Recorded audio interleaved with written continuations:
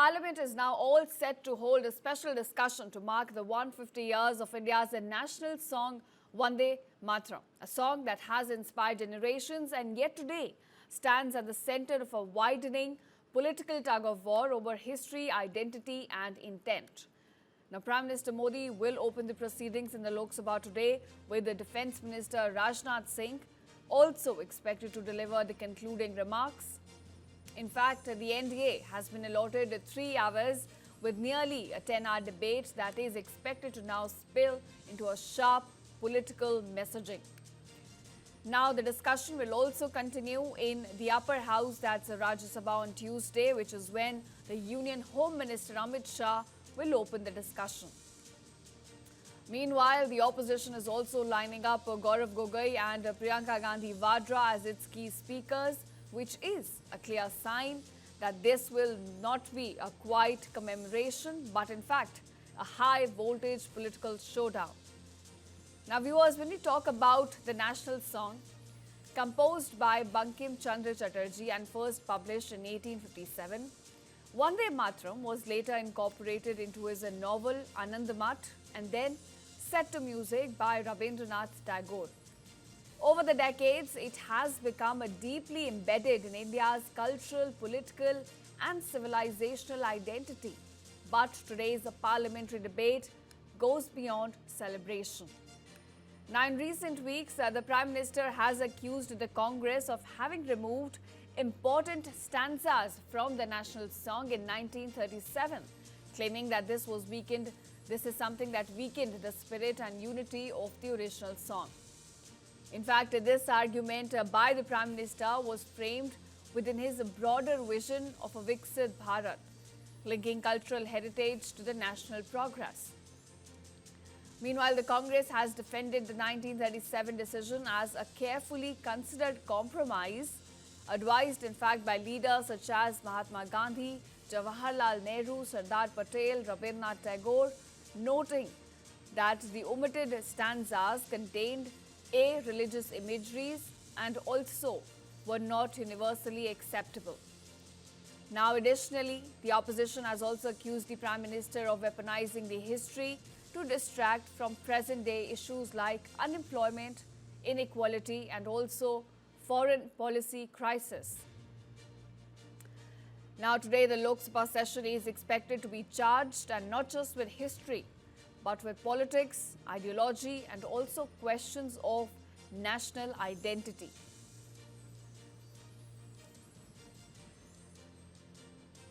The Bharatiya Janata Party has no solution to offer to the present day problems.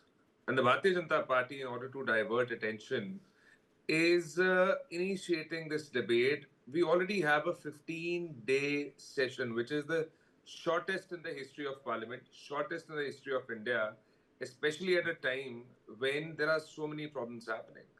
There's massive unemployment at an all-time high. The fact of the matter is that's what we are trying to tell you, that we already have just 15 days. We have 13 bills to pass. We are not debating and discussing the bills. First, you did not even send them to the standing committee. 10 bills were not even sent to the standing committee for examination, for analysis. And number two, the short duration topics were not consulted with the opposition for, the short discussion topics that we have had. The opposition wasn't consulted vis-a-vis that. And number three, Mr. Modi wants to discuss the removal of stanzas, but not the removal of 65 lakh people from the Bihar voters list that voted in the Lok Sabha election of Bihar, but were not allowed to vote in the assembly election. Now, we do not understand the Bharatiya Janata Party's concerns and their priorities. They want to discuss things, alleged things of 50, 60, 70 years ago, but they do not want to discuss the concerns, issues, problems, grievances of today. Why does the Bharatiya Janata Party not offer a solution to the problems that we have for today? Congress के लिए वंदे मातरम कभी कोई issue रहा ही नहीं। और अर्शदीप ने जो बोला कि 65 लाख वोटर्स नहीं रहे, अरे साहब, इस वंदे मातरम के इशू के बाद आपका एसआईआर इशू है, उस पर जितना बोलना है बोल लीजिए। कांग्रेस की यही वंदे मातरम और नेशनलिज्म या राष्ट्रभक्ति को जो इग्नोर करने का जो क्राइटेरिया है, यही हमारे लिए सबसे बड़ा कंसर्न है और आज के भारत की बहुत सारी प्रॉब्लम का यही एक केंद्र बिंदु है। आपको ये समझना पड़ेगा कि वंदे मातरम का जो कोर है वो आया कहां से। वंदे मातरम, जैसा आपने भी बताया कि 1870 में सबसे पहले बंदोपाध्याय जी ने उसको लिखा, और उनको ये कहां से मिला, ये सबसे बड़ी बात है कि उनके एक पुजारी हुआ करते थे, वो जहां बचपन में छोटे थे, जब ये 1840 के आसपास की बात है, मेजूदा नाम के एक पुजारी थे, जब ये छोटे थे वहां पढ़ते थे, तो मेजूदा पुजारी ने बंकिम जी को ये बताया था, इस सॉन्ग के से मिलता जुलता कुछ बताया था। और इशू क्या है कि ये मुद्दा जो वंदे मातरम का है, लिखने के बाद 1882 में सबसे पहली बार आनंद मठ नाम की एक उपन्यास में इन्होंने मेंशन किया। अब आनंद मठ का कॉन्सेप्ट था क्या, यह समझना पड़ेगा। समझने की बात यह है, जो कांग्रेस समझना नहीं चाहती है, कि 1760 से लेकर के, एक प्रिसाइसली स्पीकिंग 1762 से लेकर के 1820 तक पूरे देश में अंग्रेजों के खिलाफ जो मुहिम चली थी, वो मुहिम किसने चलाई थी? उसे कहते हैं साधु क्रांति, नागा क्रांति या सन्यासी क्रांति। इस मामले में कभी कांग्रेस जाना ही नहीं चाहती है। क्यों? क्योंकि उनको लगता है कि अगर हम इन सब चीजों में जाएंगे तो उनकी जो वोट बैंक की पॉलिटिक्स वो टूटेगी। खैर, हम इशू पे रहते हैं। ये नागा क्रांति, साधुओं की क्रांति के ऊपर आनंद मठ लिखा गया था। आनंद मठ में इसलिए क्योंकि जब इस क्रांति हुई थी 1766 में, मैं नाम बताता हूं, कैप्टन मैकेंजी था उनका, अंग्रेज इंग्लिश अफसर जा था, जो उनका जनरल था मार्टेल 1768, लेफ्टिनेंट कीथ 1769, ये सब अंग्रेज अफसर थे जो बंगाल में साधुओं की क्रांति, जो पूरा ग्रेटर बंगाल था डिवीजन के पहले, उस ग्रेटर बंगाल में वहां पे सबसे ज्यादा साधुओं की क्रांति का गढ़ था। क्योंकि साधु वहां पे सबसे प्रोमिनेंट थे, उनको अपने कल्चर की चिंता थी, वो नहीं चाहते थे कि उसको डिस्ट्रॉय हो, तो इन अफसरों को भेजा गया था साधुओं को कुचलने के लिए। पर साधुओं ने इन तीनों अफसरों को मार डाला युद्ध में। उसके बाद वॉरेन हेस्टिंग नाम का एक अंग्रेज अफसर था, जनरल था, आप लोगों ने पढ़ा होगा, वॉरेन हेस्टिंग का नाम सब जानते हैं। उसने जी। आर्मी भेज करके मुर्शिदाबाद और बैकुंठपुर जो आज का है, जी। वहां पर पूरे साधुओं का कत्लेआम किया था। और उस कत्लेआम के साथ ये नारा वंदे मातरम उस समय चलता था। Opposition has no issue. I think the opposition has a great opportunity to expose the BJP.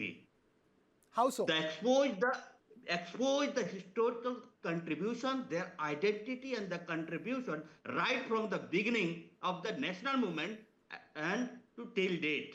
You know, कि जब या तो बीजेपी को न वंदे मातरम लिखने में कोई कंट्रीब्यूशन है, ना उसको as a salutation to the motherland के नारा को घोषित करने में कोई कंट्रीब्यूशन है।